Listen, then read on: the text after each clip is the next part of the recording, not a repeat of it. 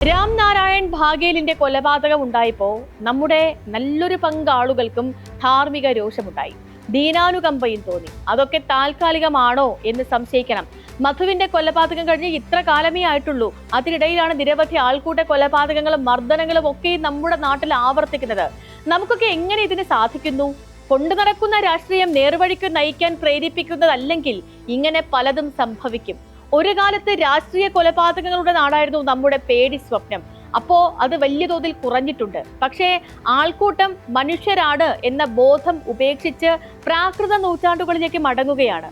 തിരിച്ചറിവും വിവേചന ബുദ്ധിയും ഉപേക്ഷിക്കുകയാണ്.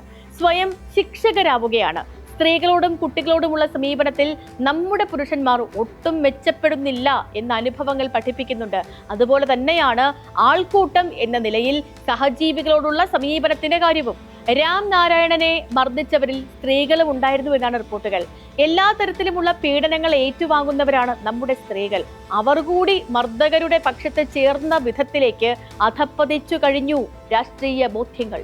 ഇങ്ങനെ ഒരു കൊലപാതകം നമ്മുടെ നാട്ടിൽ ഒരിക്കലും സംഭവിക്കാൻ പാടില്ലായിരുന്നു.